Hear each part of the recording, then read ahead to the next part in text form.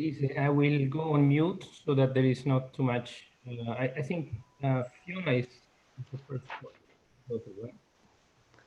So I will go on mute so that there are not too many echoes in the transmission. Yeah, I think the team will also put you on and off the mute. Yeah. Very good.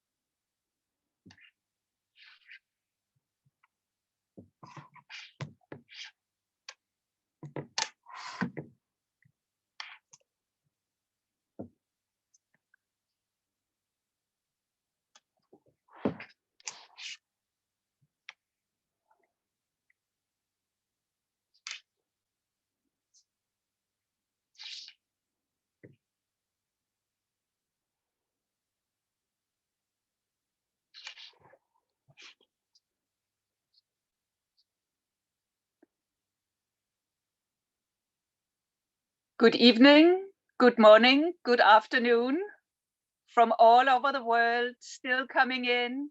Thank you so much for joining us today for this fourth installment of our special UN Global Compact Academy series focused on uniting business in the response to COVID-19. I'm Lise Kingo, the CEO of the United Nations Global Compact, and we are excited to continue hearing from leaders around the world and to be joined by thousands of people online this week. It's great to have you. Today's Academy session will take a closer look at the economic implications of the crisis and what businesses, investors, and the UN can and are doing to ensure economic resilience in the face of COVID-19. So beyond the daily headlines about the immediate health risks, it's clear that the social impacts of the crisis will have profound consequences for all of us, but will hit those already vulnerable even harder. And as the economic effects become increasingly clear, people are again beginning to question whether the global financial system is fit for purpose in the 21st century. So I'm so delighted to welcome three innovative leaders from the business and financial sector to discuss these topics today. Fiona Reynolds, the CEO of Principles for Responsible Investments, Francesco Starace, the CEO of Enel, and Miguel Nogales, the Chief Investment Officer of Generation Investment Management. And thank you, all of you, for joining us for this important session. Let's get started. So we have all been touched by the severity of the pandemic and the health strategy that is still unfolding in front of us. This crisis is a serious threat, not only to our health, but to our livelihoods, our economies, and our investments.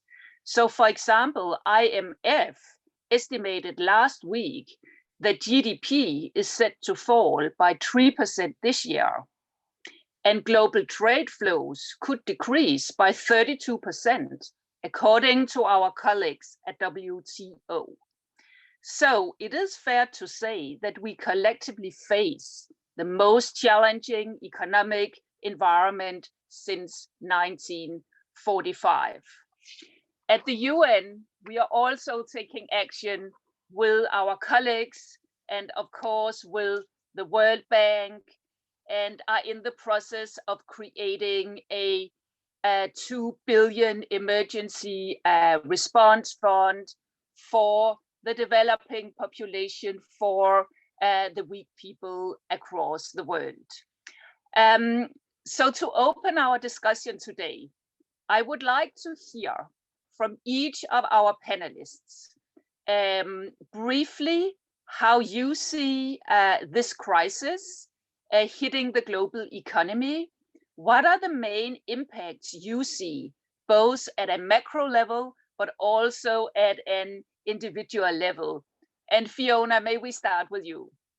Thanks, Lisa. It's great to be here. Hi, everybody. I really hope that everyone's safe and well, but more importantly, that you're happy and healthy. It was so lovely to see all the places where people are from. So I saw from Spain to Montreal, Mongolia, Lebanon, Thailand, Malaysia, Turkey, all over the world. So amazing that you're all here.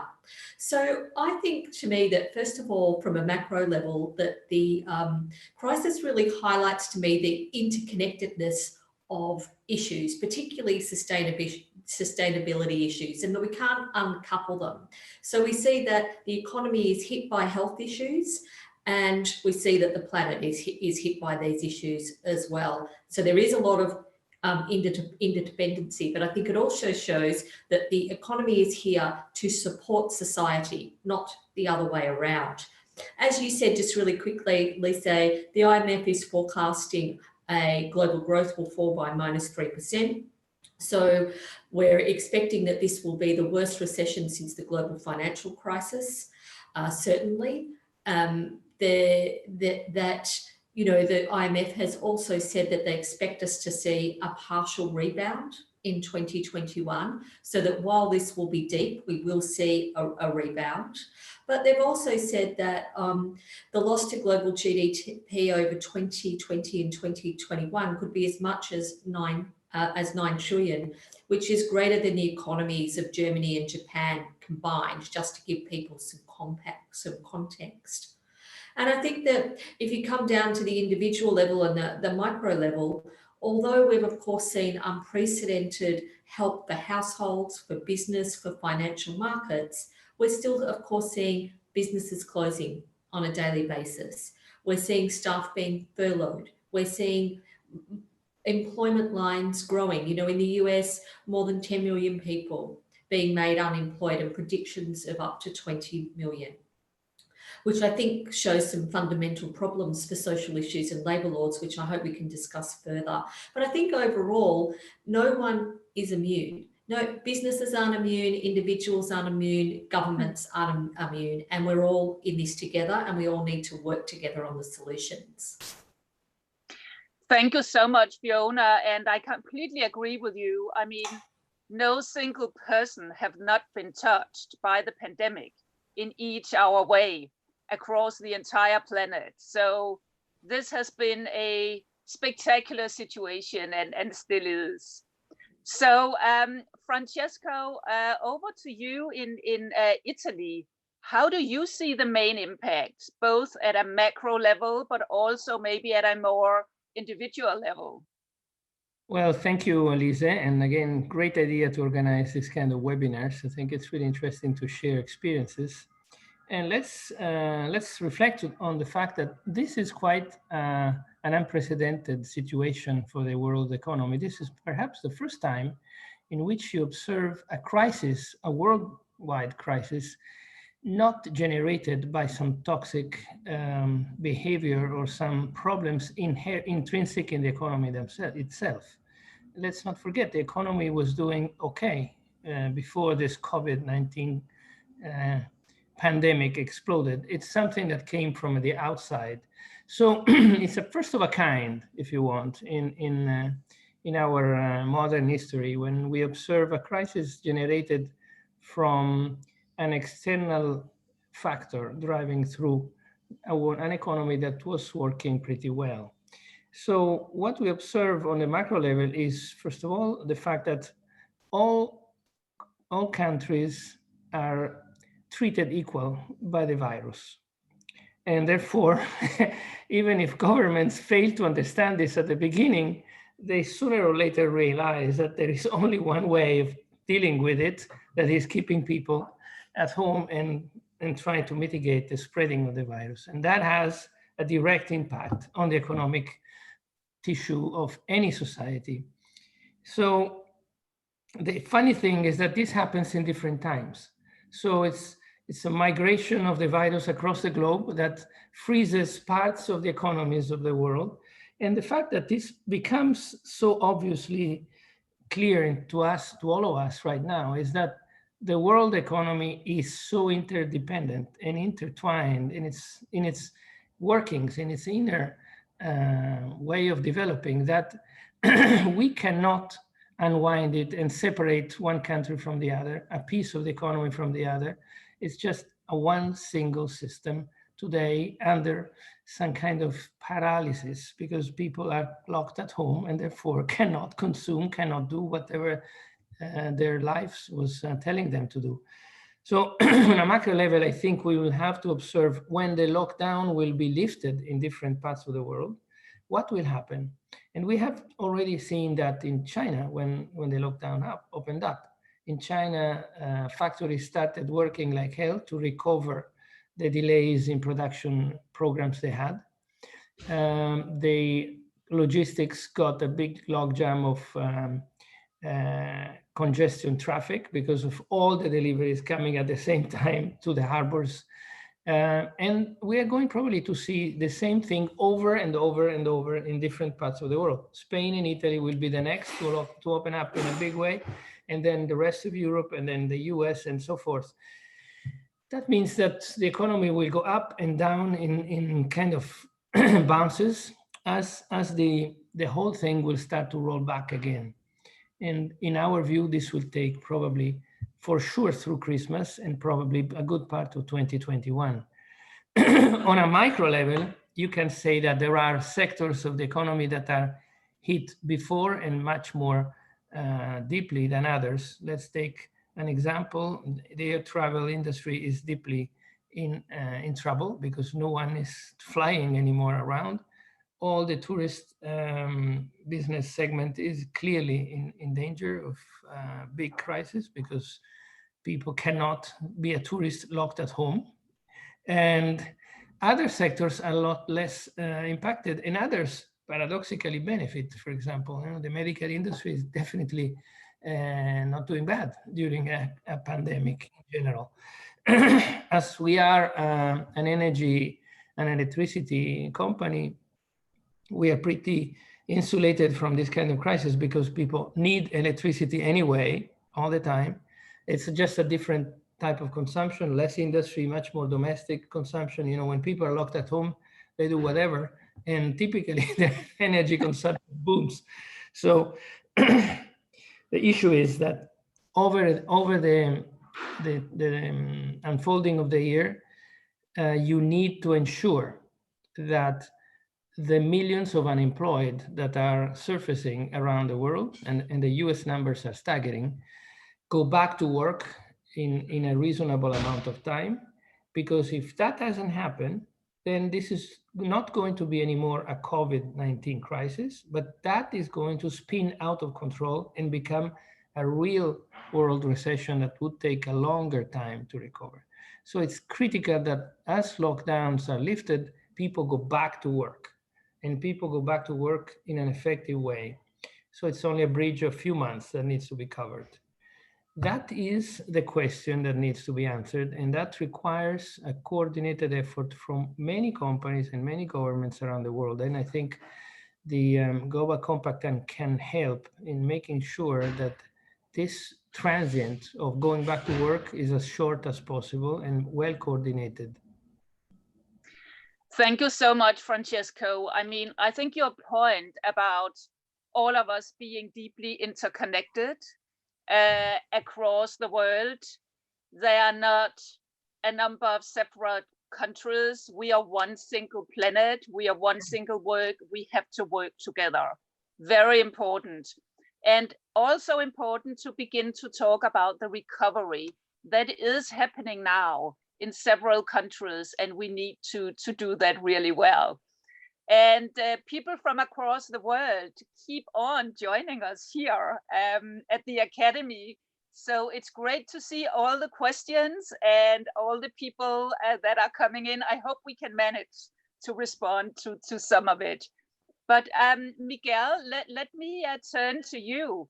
And I'm very excited to hear from your perspective what you feel are the main impacts of the situation we are in now, both at a macro level, but also at an individual level. Thank you so much, Lisa, and thank you everybody for joining. I'll just explain for 1 second what we do at Generation, because I think it'll provide some context. So we set up the company 16 years ago with the goal of making long-term investing and sustainable investing mainstream. I would add that Lisa was one of the inspirations for us setting up Generation with her pioneering work on the triple bottom line. So we spent many years trying to mainstream sustainable investing. From a personal perspective, I think we have to start obviously with the extraordinary human impact of this crisis. I'm based in Madrid, and this is something that I feel, I know we all feel. Also, from an individual perspective, it has been very interesting to adapt to working remotely. I think it's taken me some time. I've got 3 kids just around the corner, so I'm hoping they don't run in, playing a trumpet or something. We've had a few of those incidences in our company. So on the macro side, I'll tell you the way that we're thinking about it. Obviously, there's going to be a huge economic impact, multiple trillion, as people have already commented. there's also going to be an enormous coordinated stimulus. This is both fiscal and monetary. It's different to the last crisis in its nature, the stimulus. And, you know, we don't know if the stimulus is going to be too little, too much, just right, or whether there's going to be multiple rounds. What we do know is that the weaponry to deal with this crisis is there and it's ready to be used. Unlike the previous crisis, those weapons are now ready. It took us a lot longer to get them ready last time around. So I think that's kind of the first order impact. We're spending a lot of time as investors thinking about the second order impact. So first of all, when we look at individual industries, we see certain trends that were already underway accelerating. So it could be things like telehealth, it could be things like online, and on the negative side, it could accelerate the stranding of certain assets. I'm thinking here in particularly some of the oil and gas assets. So we're viewing this as an accelerant in many ways of existing trends. Also bear in mind that healthcare investments to GDP have been rising in every country. That's almost certainly going to continue as a result of this. But if I could finish maybe with the biggest thing that we're worried about from a second order impact here. Look, this crisis has come at a time when the economy was to a certain extent deglobalizing or nationalizing, associated sometimes with populism across multiple countries. And, you know, our biggest worry is that this crisis brings an end to multilateralism. So, and international coordination. And there could be a tendency that countries lock themselves in and are scared of things coming from outside their borders. Those things could be a virus, could be a person, could be goods and services. So I would actually say that, you know, beyond the hit of the crisis, the biggest risk is really one of protectionism and lack of international coordination. Mm. Mm. Miguel, I couldn't agree more. I think we really need multilateralism these days. And we are seeing signs maybe pointing not quite in that direction, but I think we have to use our influence to bring that back on track, because otherwise we are not going to cope with this situation or any situations that will show in the future. So thank you very much, Miguel, for your comments. So I want to go back to you, Francesco. I mean, you're in the middle of leading a large corporation, and you have to make your business decision, your investment decisions as you have normally done. But many companies these days have to make difficult decisions that are impacting their balance sheets. And maybe the business is not looking so good for the rest of the year. So what have you done to balance the short-term decisions you have had to take with maintaining your long-term sustainability commitments that Enel is very known for? Thank you, Lisa. Indeed, we had to make some decisions that were pretty drastic. We have, while we are talking right now, we have 37,000 of our 70,000 employees working from home across 21 different geographies. And that we accomplished in 10 days. That was the time it took us to move everyone into this cyberspace where everyone is interacting. It was done not because we had to do it, because being an electricity company, we do not have an obligation to shut down. We actually need to be working, but we did it to protect our colleagues. So we established this smart working condition for everyone that has a potential to do something from home. And the other half of our population, which are the technicians that need to be present physically in the power plants and in the networks of our large presence, we completely changed the working shifts, the protocols, the protective gear, the way in which they engage, even the time in which they are present, so that they minimize the risk of being contagious or being exposed to contagion. And we put half of them at home, paid, but at home in standby. And we only focused our activities on one thing only, which is ensure the continuity of service of electricity in all the geographies in which we're present, setting aside everything else. That was a very, very simplified way of working, which kept everyone safe and the lights on, obviously, in all geographies. And that is going on now since about 2 months, a month and a half in Italy and Spain, and a little less in everywhere else. Now, has that had an impact on the company? Not really, because these companies, the electricity company, typically have a fully hedged year, and provided there are not major disruption from a regulatory standpoint, which didn't happen, not much can happen. So we did not change the guidance for the end of the year. We didn't see a reason for it, and maintained our effort of developing and building power plants around the world in all geographies. The building of our renewable energy plants have been kept underway. They were only stopped briefly in Spain because of government intervention, but elsewhere construction is ongoing. So to make a long story short, we don't see an impact on our renewable energy growth in our trajectory of developing the company, okay? We might see it if, like I said before, this becomes an out of control crisis that goes on for many, many years.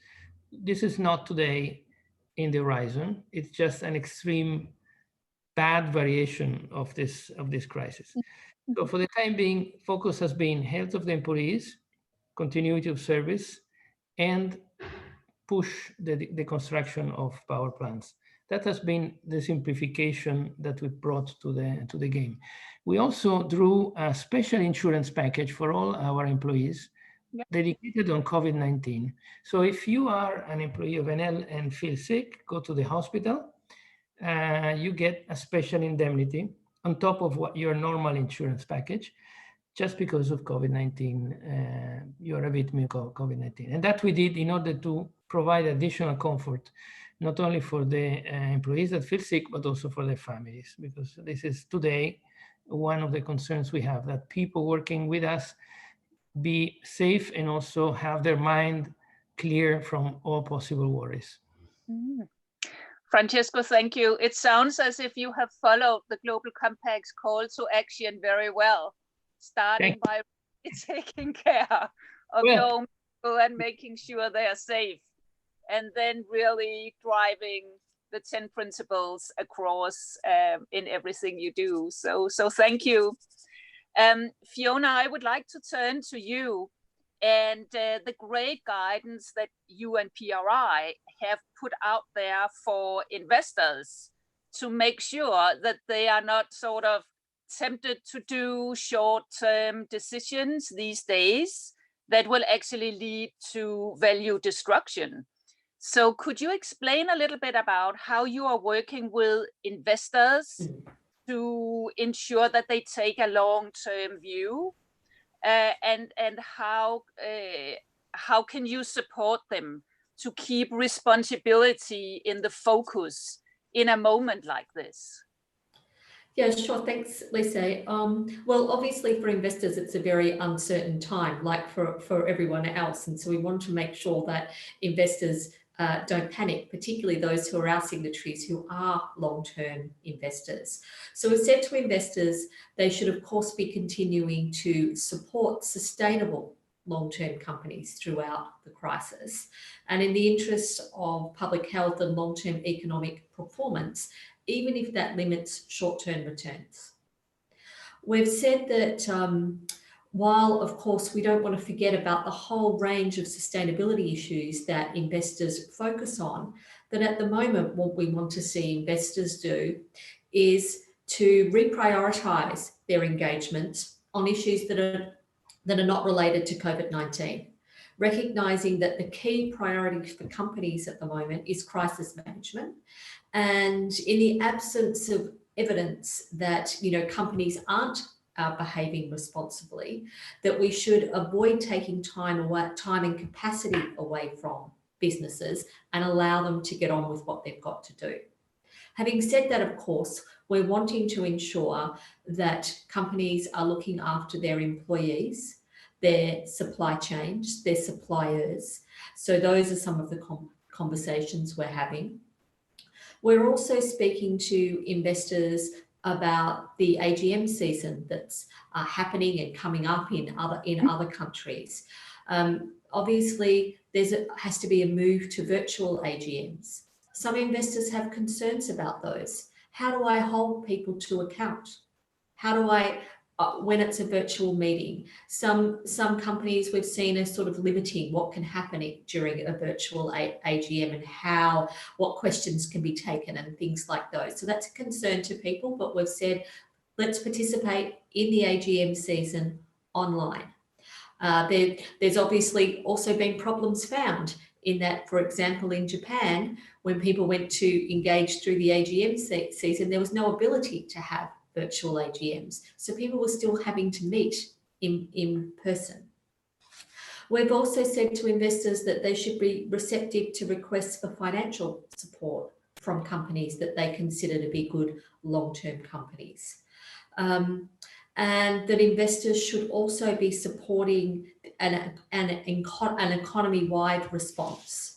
They should be encouraging both companies and both governments as well to take appropriate action, and action that protects people and includes sustainability as part of particularly the stimulus package response, so that we continue to see support for business and sectors that are good long-term and sustainable investments. And I think Miguel already referenced the fact that we're seeing an acceleration of trends and maybe an acceleration of industries that might not have been around for the long term, and that is happening quicker than might otherwise have been. But I think we do have to be careful with the stimulus packages and the funding that's provided to businesses, that it is to support those that are good long-term sustainable companies. And that's been a strong message from us.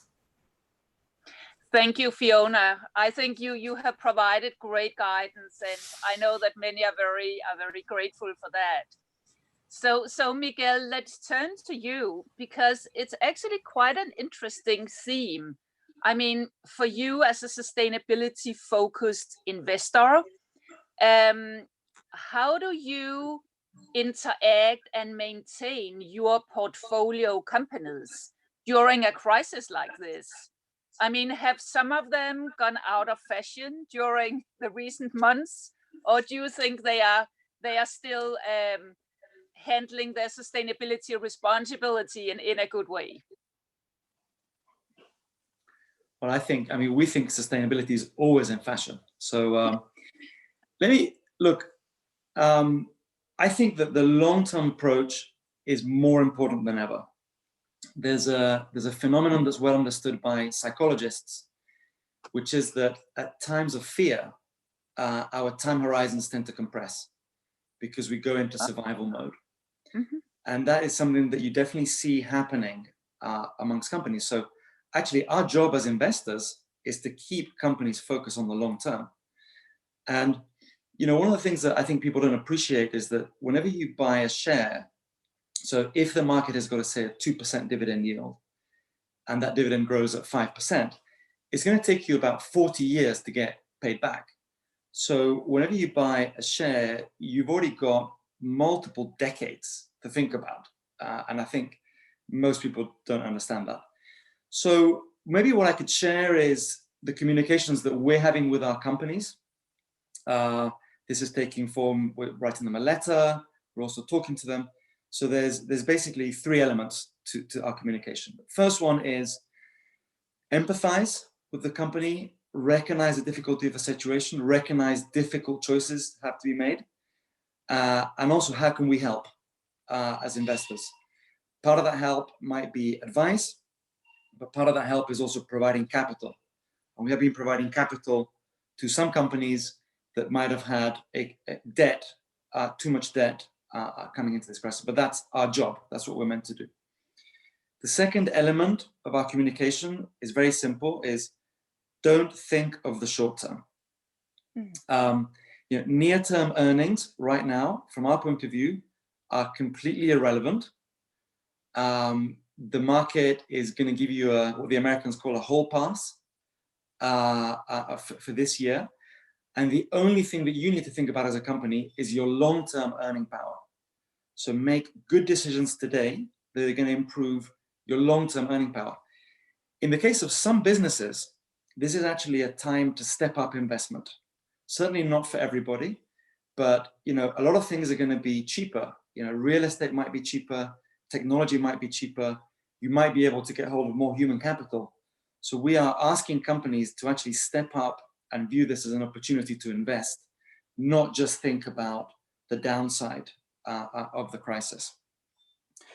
Part of not thinking short term is really thinking of all stakeholders and not just shareholders. I know this is weird because we are shareholders, but back to triple bottom line, we feel that if all stakeholders are taken care of, shareholders will actually do much better in the long term. So particularly from the point of view of employees, one of the things that we're seeing in this crisis, and we're encouraging companies, is to be much slower to reduce headcount.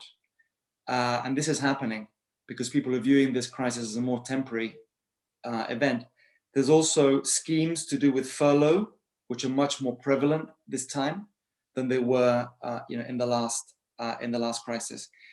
And one of the things that we are specifically asking companies to do is that compensation structures reflect shared pain across the board.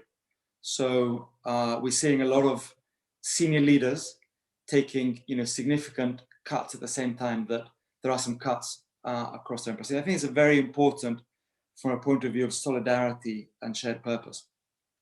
Finally, in the supply chain, there's a lot of pain. So where companies are working with suppliers, they're seeing a big cash flow strain because payment terms are elongating. So companies like Unilever, for instance, have gone out of their way to support their suppliers. So trying to get companies to think about all stakeholders and actually maybe put shareholders in a bit of a second tier. Final point of our communication is to get companies to double down on climate. And obviously, climate is not number one on the agenda for very good reasons right now. But we're reminding companies that 2020 brought us COVID, but also brought us the Australian bushfires. And 2019 was the second hottest year on record. And climate change is not going away. And we're really trying to get companies to not just honor their commitments to becoming more efficient, reporting, providing science-based targets, but actually stepping up these initiatives. So those are really the main three elements of what we're doing to work with our companies. Yeah, excellent, Miguel. Thank you so much. And I think bringing up the importance of climate change and that certainly hasn't gone away during the time we have been suffering from the pandemic. Francesco, I also wanted to bring up the issues of the Sustainable Development Goals, because the 2030 agenda is also just waiting there around the corner for us to pick that up even bigger time than before the pandemic. So, I mean, I know that Enel has been very engaged in setting up a CFO task force to make CFOs consider much more the SDGs as a lens for all the investments in the company. So how do you see the SDGs as a way of focusing the recovery of the companies? If I can comment on what Miguel just said, I think that the SDGs are even more today than before a key element for for the development of the society around the world. You know, if there is a case that can be made on COVID, is that it shows us brutally how a mistake or something that spins out of control can really wreak havoc everywhere in the world. And I think climate is close to becoming one of these crises that will sooner or later really become tangible in globally around the world. It's true that 2019 was a very warm and very hot year, but it's not the first, it's not probably going to be the last. 2020 might be another very hot year so far. Now, I've heard many times, and I've received so many questions also from investors. Are you slowing down your renewable energy efforts because of COVID-19?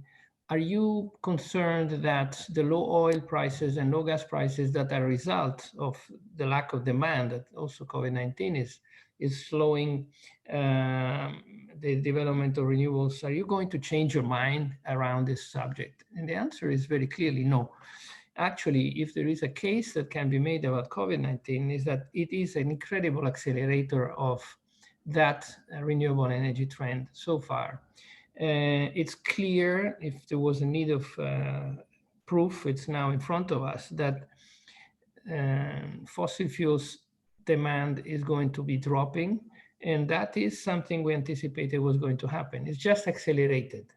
I think Miguel used that word. It's an accelerating factor of a trend that was already underway.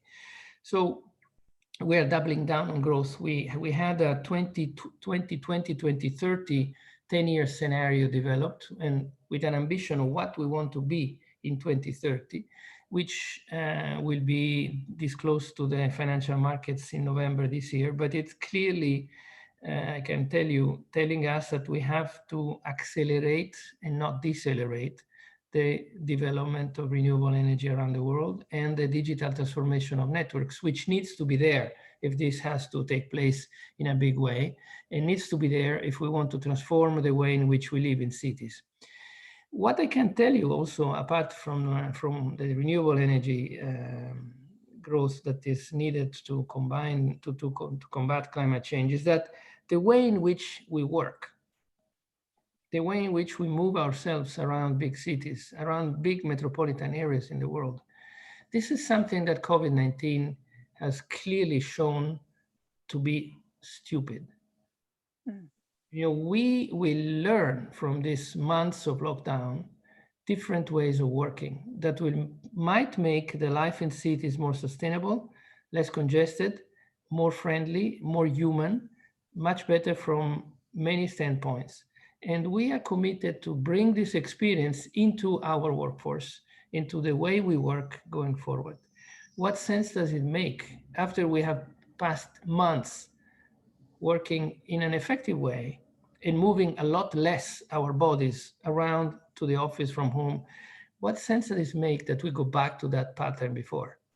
What sense does it make that we get in our cars, congest the streets, move around? Why can't we just change a little bit our habits?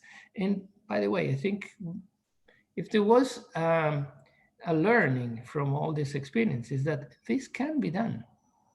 It can be done, and it can be done in a pretty straightforward way. It doesn't need a lot of training.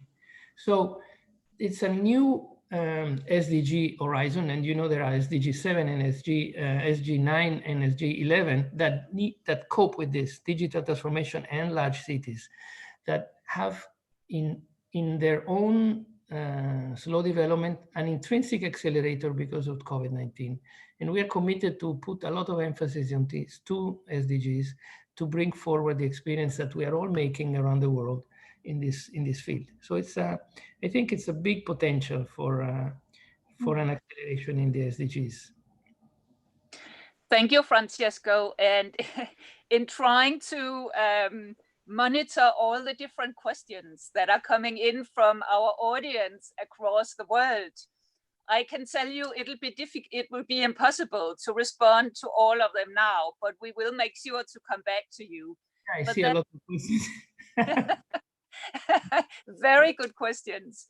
but there's a red line between a series of the questions, which goes back to your remarks, Francesco, which is, what can we learn from this crisis to recover better and stronger? And I would like to just have the final words from the panel on what is your one or two key pieces of advice for exactly how to do that. So Fiona, what's your thinking? Okay, well, I think in the spirit of you should never waste a good crisis, as they say, I think that what this has shown to me is look at what governments, business, investors, civil society, when they come together, can do to solve an unseen threat that we don't really, know exactly how it's going to play out. It's been really amazing, the action that has been taken. And I think we have to take this learning into how we deal with many other problems. And I would like to see the same sense of urgency about the globe having to come together and the different actors in the world into the climate change problem. I also think that what we've seen from this response, as I said in the opening remarks, is that interconnectedness, so that investors, business, governments, we can't hide from externalities. They're going to hit us, so we need to be thinking about them. So I think sustainability issues and long-term issues will only have more focus in the future. I think that far from it be something that people won't focus on, I think it's going to accelerate. But I do think that one of the things that responsible investors and responsible business needs to focus on more, and government, is social issues. So we are seeing, the problems that happen with employment in the gig economy. We're seeing problems for employees who are employed in countries that don't have strong labour laws. And there has not been enough focus on the issues around decent work and social issues. So from my perspective, from the PRI and from the whole investment community, this is something we have to be doing far more about going further, because I think COVID-19 just exacerbates and shows more about these inequalities, both between developed and developing countries, but even within developed countries. Some of us have the luxury of just being able to work from home. We can homeschool our kids. Life, there might be a little bit of inconvenience in our life, but that's all. Others, are on the unemployment line with very little help, and their world is really turned upside down, and we need to think about that more. Yeah. Fiona, it's such a good point that the pandemic really has underlined the importance of scaling up social responsibility in the world, the human rights, the labor rights. I think that's there as a big challenge for all of us, of course, along with the climate challenge. So thank you, Fiona. Great points. And over to you, Miguel. What are your main learnings that you think can help us recover better after the pandemic? Yeah. So I mean, one of the things that's been really amazing from my perspective is how, fast and well some companies have been able to react, particularly when working alongside the government. So I'll just share one story. So we are investors in, US company Becton Dickinson. They've produced a, rapid antibody test. And, they told me that normally this would have taken them 3 years to produce. Testing, but a lot of time getting lost in the legal documentation. And basically they said, we were able to do it in a month rather than 3 years, because everybody let their guard down and everybody started working together. So different companies, also the regulators. And I think this is an incredible example of what businesses can achieve when they're focused, but also when they have support of the government entities and regulators that surround them. So I think that's an incredibly inspirational story and maybe a sign of what we can do for climate. The second area that I'm trying to think about, and I don't have any answers, is, obviously these government interventions, be it on the monetary side or the fiscal side, are going to be huge. And, why shouldn't they be somehow linked to some expectations on climate action? So, if governments are bailing out energy intensive industries, let's say airlines, there's others, why shouldn't that be linked to some commitments on, a path towards, more aggressive path towards decarbonization? So I think that it's obviously risky if government begins to direct too much, but I don't see why we can't at least have that conversation about having some expectation of decarbonization if you're going to take public money.